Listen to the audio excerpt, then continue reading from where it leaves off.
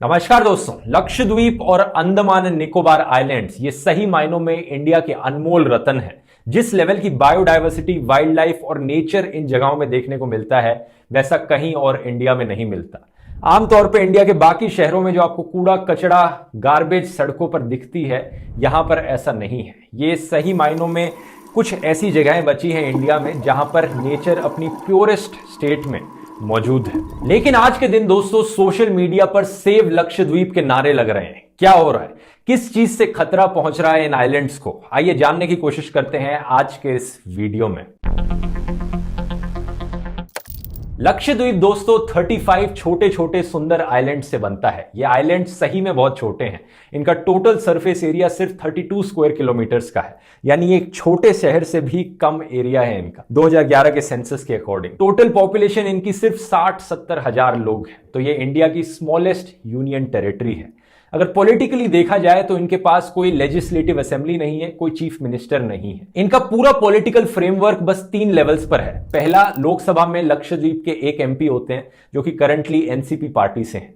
दूसरा, local self government होती है लक्षद्वीप आइलैंड्स के अंदर, पंचायत की। और तीसरा, प्रेसिडेंट एक एडमिनिस्ट्रेटर को अपॉइंट करते हैं जो पूरे लक्षद्वीप आइलैंड्स की गवर्नेंस के लिए रिस्पॉन्सिबल है। साल 2020 तक लक्षद्वीप के एडमिनिस्ट्रेटर थे दिनेश्वर शर्मा, जो कि एक आईपीएस ऑफिसर थे। उनसे पहले भी ढेर सारे वेल एजुकेटेड आईएएस और आईपीएस ऑफिसर्स लक्षद्वीप के एडमिनिस्ट्रेटर्स बने थे। तो ये एक ऐसी पोजीशन थी जो ब्यूरोक्रेट्स को दी जाती थी आमतौर पर। लेकिन 4 दिसंबर 2020 को दिनेश्वर शर्मा का देहांत हो गया और उनके बाद किसी आईएएस और आईपीएस ऑफिसर को नहीं बल्कि एक पॉलिटिशियन को नया एडमिनिस्ट्रेटर बनाया गया लक्षद्वीप का, और ये पॉलिटिशियन थे प्रफुल्ल के पटेल। दोस्तों, किसी भी आर्ट को गहराई से समझने के लिए हमें आर्टिस्ट को जानना बहुत जरूरी है। लक्षद्वीप में आज क्या हो रहा है उसे जानने के लिए हमें प्रफुल्ल पटेल के बारे में थोड़ा समझना पड़ेगा। प्रफुल्ल पटेल ने अपने पॉलिटिकल करियर की शुरुआत करी थी गुजरात में एक एमएलए बन के 2007 में। 2010 में जब अमित शाह को अरेस्ट कर लिया गया सीबीआई के द्वारा, प्रफुल्ल पटेल को मिनिस्टर ऑफ स्टेट होम बना दिया गया नरेंद्र मोदी के द्वारा गुजरात का। इसके बाद 2014 में जब नरेंद्र मोदी प्रधानमंत्री बने तो प्रफुल्ल के पटेल को दमन एंड दीव यूनियन टेरिटरी का एडमिनिस्ट्रेटर अपॉइंट किया गया। यहां भी पहले ट्रेडिशन हुआ करता था कि आईएएस और आईपीएस ऑफिसर्स को एडमिनिस्ट्रेटर्स की पोस्ट पर अपॉइंट किया जाता था इस यूनियन टेरिटरी में, लेकिन अब पॉलिटिशियन को कर दिया गया। और बात यहीं खत्म नहीं हुई। इसके बाद दादरा एंड नगर हवेली, जो कि एक और यूनियन टेरिटरी है, उसका भी एडमिनिस्ट्रेटर अपॉइंट कर दिया गया प्रफुल्ल पटेल को। मतलब एक नहीं बल्कि 2 यूनियन टेरिटरी के ये एडमिनिस्ट्रेटर थे। मानो पूरे देश में जैसे अच्छे ब्यूरोक्रेट्स की कमी हो रही हो कि एक ही पॉलिटिशियन को 2 यूनियन टेरिटरी का एडमिनिस्ट्रेटर अपॉइंट कर दिया गया। अप्रैल 2019 में जब इन दोनों यूनियन टेरिटरीज में इलेक्शंस होनी थी, कैरेवन मैगजीन ने रिपोर्ट किया कि इलेक्शन कमीशन ने प्रफुल्ल पटेल को नोटिस इशू किया। क्यों? क्योंकि इन्होंने जो उस समय के कलेक्टर थे दादरा एंड नगर हवेली के, कनन गोपीनाथन, उन्हें एक कोर्सिव रिक्वेस्ट करी थी। इलेक्शन कमीशन ने डांटा प्रफुल्ल के पटेल को इस चीज के लिए, और कुछ ही महीने बाद जो ऑफिसर कनन गोपीनाथन थे उन्होंने अपनी जॉब से रिजाइन कर दिया। ये कोई इकलौती कंट्रोवर्सी नहीं थी जिसमें प्रफुल्ल के पटेल का नाम आया था। 2019 में दमन एंड दीव में, दमन में स्पेसिफिकली 90 घरों को डिमोलिश किया गया जो कि सी फ्रंट लैंड पर थे। कहा गया था कि ये विकास के लिए किया जा रहा है। लोकल्स ने प्रोटेस्ट किया इसके अगेंस्ट, और जो एमपी थे दमन के लालू पटेल, उन्होंने रिक्वेस्ट करी कलेक्टर को कि इन घरों को रिस्टोर कर दिया जाए ह्यूमैनिटेरियन ग्राउंड्स पर। कलेक्टर ने रिस्पांस में कहा कि ये जिन लोगों के घर टूटे हैं वो प्रधानमंत्री की आवास योजना में लोन के लिए अप्लाई कर सकते हैं। जब प्रोटेस्ट बढ़ने लगे तो सेक्शन 144 इंपोज किया गया और 2 सरकारी स्कूलों को टेम्पररी जेल्स में कन्वर्ट कर दिया गया सारे प्रोटेस्टर्स को वहां डिटेन करने के लिए। अगली कंट्रोवर्सी हुई दिसंबर 2019 में। पार्लियामेंट ने एक बिल पास किया कि इन दोनों यूनियन टेरिटरीज को,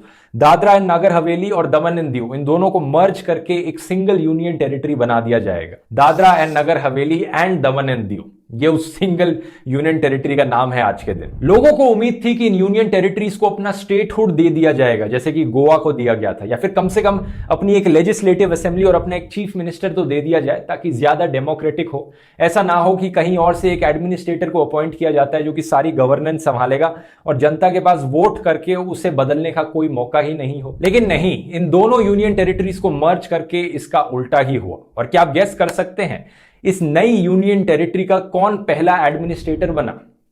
प्रफुल्ल के पटेल। आगे बढ़ते हैं। इस साल फरवरी में दादरा एंड नगर हवेली के 7 बार रहे एमपी मोहन देलकर और ट्राइबल राइट्स एक्टिविस्ट भी रहे थे ये।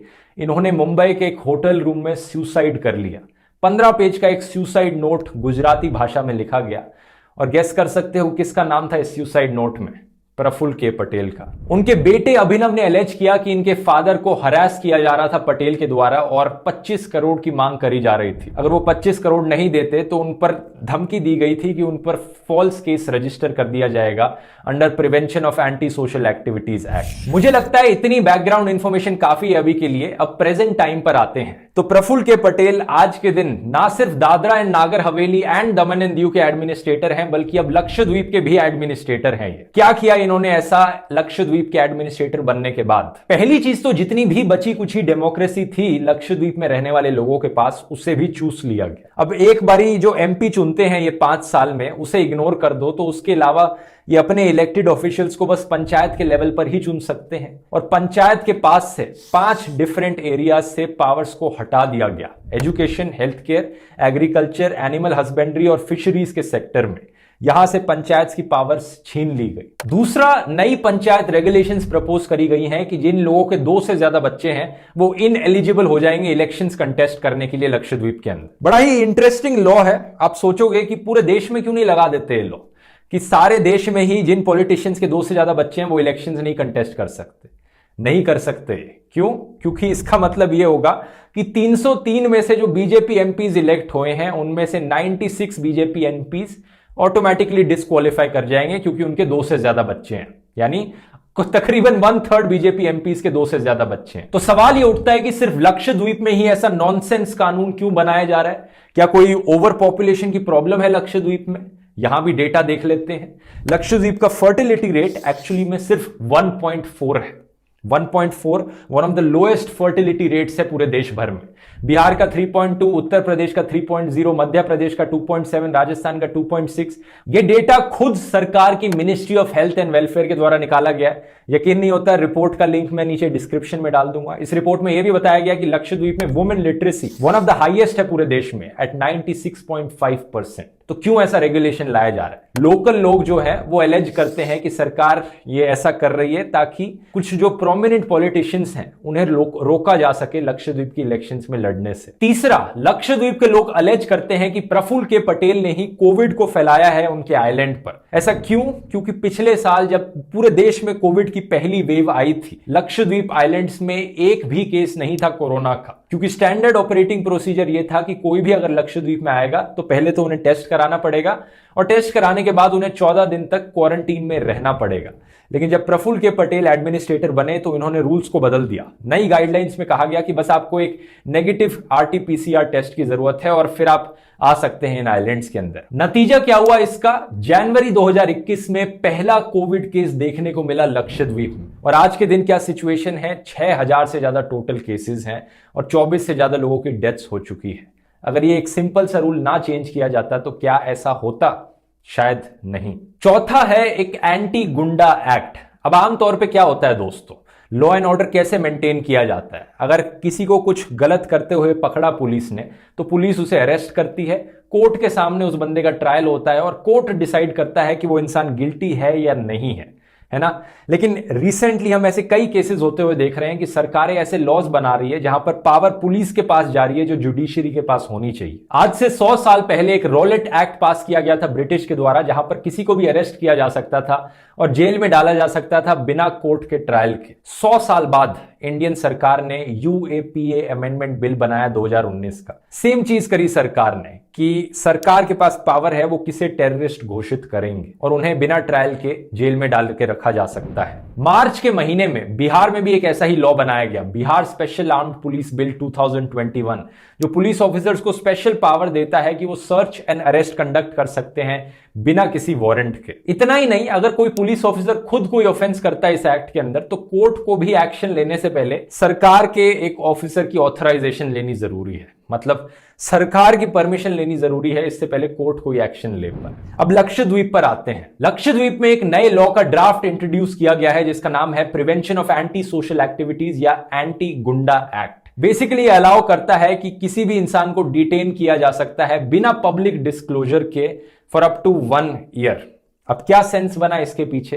कुछ लोग कहेंगे बड़ा क्राइम रेट बढ़ने लग रहा है लक्षद्वीप में, क्राइम की प्रॉब्लम बहुत ज्यादा होगी, इसलिए ये एक्ट्स इंट्रोड्यूस किए जा रहे हैं। इसी तरह की जस्टिफिकेशन देते हैं ना ये अंधे अंधे लोग जो होते हैं, जो हर चीज को सपोर्ट करते हैं। अब मैं इसका भी डेटा आपको दिखाता हूं। पूरे देश में लक्षद्वीप का क्राइम रेट लोएस्ट है। तो भाई किसके लिए इंट्रोड्यूस किया गया है ये?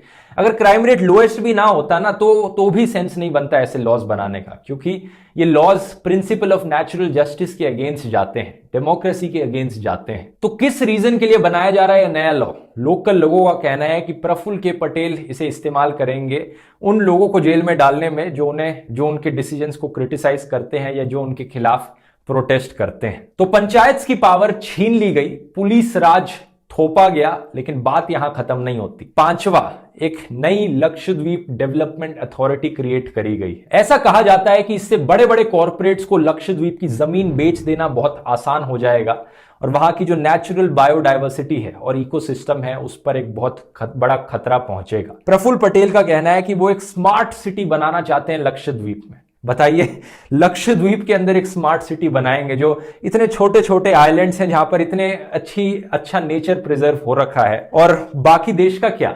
मतलब प्रफुल्ल पटेल से कोई पूछे, उनके मित्र नरेंद्र मोदी जी 7 साल से क्या करने लग रहे हैं मेनलैंड इंडिया में? पूरा देश पड़ा है, बनाओ स्मार्ट सिटी। कितनी बनाई वहां पर अभी तक स्मार्ट सिटी? छठा पॉइंट बड़ा इंटरेस्टिंग है। प्रफुल्ल के पटेल गुजरात स्टेट से आते हैं और गुजरात में अल्कोहल बैंड है बिहार की तरह।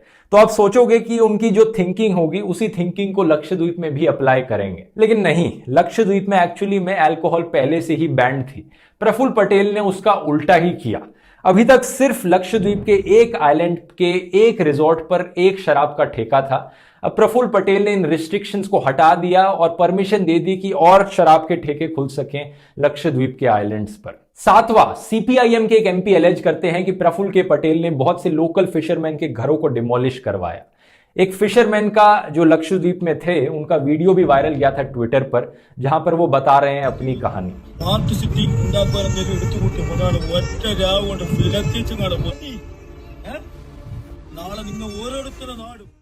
और फाइनली आठवां पॉइंट, को इतना बड़ा पॉइंट नहीं है लेकिन इसे मेंशन करना जरूरी है क्योंकि ये दिखाता है कि कैसे बेमतलब पे वहां रहने वाले लोगों को तंग करने की कोशिश करी जा रही है। अब एक लक्षद्वीप में बीफ बैन लगा दिया गया है। अगर आपको नहीं पता, लक्षद्वीप में रहने वाले लोगों का जो कल्चर है वो मलयाली कल्चर से, केरला में रहने वाले लोगों के कल्चर से काफी सिमिलर है। तो वहां पर लोग बीफ खाते हैं ट्रेडिशनल। तो जबरदस्ती, मतलब जब पता है कि वहां रहने वाले लोगों को के कल्चर का ये पार्ट है, फिर भी उन पर एक बीफ बैन थोपा जा रहा है। काफी माइनर पॉइंट है, लेकिन ओवरऑल जो पॉइंट्स मैंने बताया उनके बारे में जरा सोचकर देखिए। हमारे देश में एक ग्रुप ऑफ आइलैंड्स हैं यहां पर, जहां पर लोग बहुत एजुकेटेड हैं, हवा बड़ी साफ है, कोई पोल्यूशन नहीं है, कोई कूड़ा कचड़ा नहीं फैला हुआ, बड़े साफ क्लीन बीचेस हैं वहां पर, कोई क्राइम भी नहीं है, ओवर पॉपुलेशन की भी कोई प्रॉब्लम नहीं है, कोविड की भी कोई प्रॉब्लम नहीं थी अंटिल रिसेंटली। जो वहां रहने वाले लोग हैं वो अपने लाइवलीहुड के लिए फिशिंग करते हैं एक सस्टेनेबल तरीके से। ऐसा भी नहीं है कि उनकी फिशिंग से वहां की फिश की जो पॉपुलेशन है वो कम हो रही हो। उनका जो फिशिंग का तरीका है वो कमर्शियल फिशिंग से काफी अलग है।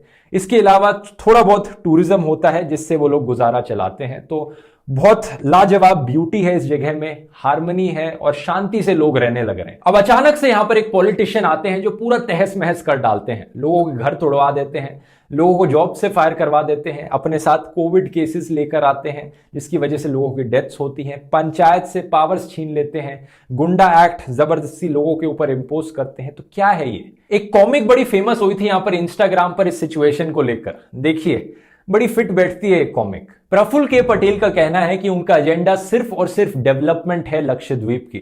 वो मालदीव से कंपेयर करते हैं कि मालदीव्स में इतने अच्छे रिजॉर्ट्स हो सकते हैं तो ऐसा लक्षद्वीप में क्यों नहीं हो सकता। लेकिन मैं यहां पर सवाल उठाना चाहूंगा कि किस तरह की ये डेवलपमेंट है, किसके लिए ये डेवलपमेंट है? क्या उस तरह के 5 स्टार रिजॉर्ट्स बनाने से लक्षद्वीप में रहने वाले लोकल लोगों का फायदा होगा या फिर उन कैपिटलिस्ट लोगों का फायदा होगा जो बड़े बड़े अमीर लोग आकर जमीन खरीद लेते हैं और सारा प्रॉफिट ले जाते हैं इन रिजॉर्ट्स से? क्या इस तरह की डेवलपमेंट से नेचुरल बायोडायवर्सिटी बची रहेगी लक्षद्वीप की, या फिर वो भी बाकी देश की नेचुरल बायोडायवर्सिटी की तरह बेचकर खत्म कर दी जाएगी?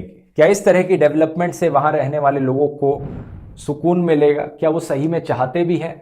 कभी पूछकर देखा है उनसे? जरा सोचकर देखिए इन सब चीजों के बारे में और अपनी आवाज उठाइए लक्षद्वीप के लिए। उम्मीद करता हूं ये वीडियो इंफॉर्मेटिव लगा होगा दोस्तों। मिलते हैं अगले वीडियो में। बहुत बहुत धन्यवाद।